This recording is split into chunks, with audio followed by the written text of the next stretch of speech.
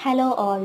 தோசைக்கு என்ன சாம்பார் பண்ணுறதுனே தெரியலையா? உங்கள் வீட்டில் யாருமே சாம்பார் சாப்பிட மாட்றாங்களா? நான் சொல்கிற மாதிரி இந்த சின்ன வெங்காய சாம்பார் கல்யாண விருந்து ஸ்டைலில் பண்ணி பாருங்கள், எல்லாத்துக்கும் ரொம்ப பிடிக்கும். வாங்க எப்படி பண்ணுறதுன்னு பார்க்கலாம்.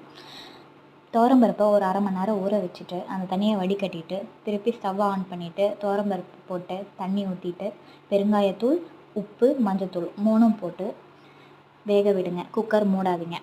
அரை மணி நேரம் கழித்து அதுவே பொங்கி மேலே வரும். மேலே வரும்போது அந்த நுரையை மட்டும் எடுத்து வடிகட்டிட்டு திரும்ப ஒரு கிளறி குக்கரை மூடி ஒரு 4 to 5 விசில் விடுங்க. 4 to 5 விசில் விட்டனே விசில் அடங்கினதும் ஓப்பன் பண்ணி பார்த்து பருப்பு வெந்துருச்சுன்னா விட்டுருங்க, இல்லைன்னா 2-3 விசில் இன்னும் வச்சுக்கோங்க.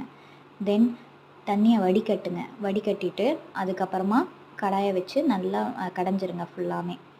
உங்களுக்கு 1-2 முழுசாக வேணும்னா நார்மலாக 50% கடைஞ்சால் போதும். எனக்கு வந்து நல்லா பருப்பு மசியல் மாதிரி இருக்கணும், அதனால் நான் 100% ஃபுல்லாகவே கடைஞ்சிட்டு மீதி இருக்க பருப்பு தண்ணியை கூட நீங்கள் ஊற்றிடலாம்.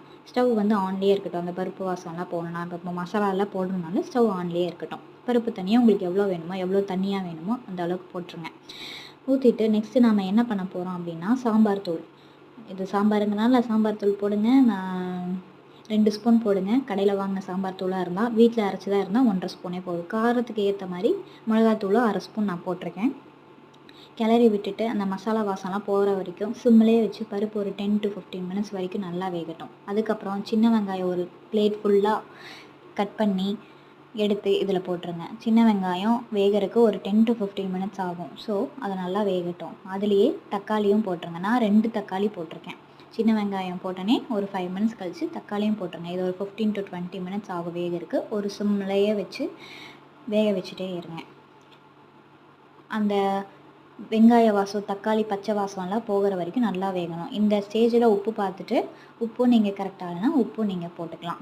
நாம் என்ன பண்ணோன்னா இதுக்கப்புறம் சைட் பை நாம் தாளிக்கிறதுக்கு கடாய் வச்சுட்டு எண்ணெய் ஊற்றி கடுகு, சீரகம் பொரிஞ்சக்கப்புறம் பெரிய வெங்காயம், ஒரே ஒரு சின்ன பெரிய வெங்காயத்தை நீளமாக கட் பண்ணி போட்டு கருவேப்பிலையும் போட்டு நல்லா வேகிற வரைக்கும் நல்லா நீங்கள் தாளித்து விட்டுருங்க. இதுக்கப்புறம் நாம் என்ன பண்ணுறோன்னா இந்த தாளிச்சதை எடுத்து போடுறதுக்கு முன்னாடி புளி சேர்க்கணும். புளி சேர்த்தினா அந்த டேங்கினஸ் வந்து உங்களுக்கு கொடுக்கும். ஸோ புளியை வந்து பருப்பு ஊற வைக்கும் போதே ஊற வச்சுட்டு புளியை வந்து ஒரு எலுமிச்சை சைஸ் புளியை ஊற வச்சு கரைச்சி இந்த பருப்பில் ஊற்றிடுங்க. ஊற்றிட்டு டேஸ்ட் பாருங்கள், கரெக்டாக இருக்கும் உப்பு. அதுக்கப்புறம் புளி வாசம் ஒரு 5 நிமிஷம் போனதுக்கப்புறம் நம்ம ஆல்ரெடி தாளித்து வச்சதை எடுத்து இதில் போட்டு நல்லா கிளறி விடுங்க. கிளறி விட்டு உப்பெல்லாம் செக் பண்ணிட்டு கொத்தமல்லி தழையை போட்டு இறக்கிடுங்க. சுவையான சாம்பார் வந்து ரெடி. உங்கள் ஸ்டைலில் நீங்கள் பண்ணி பாருங்கள். பண்ணி பார்த்துட்டு கமெண்ட்ஸில் சொல்லுங்கள்.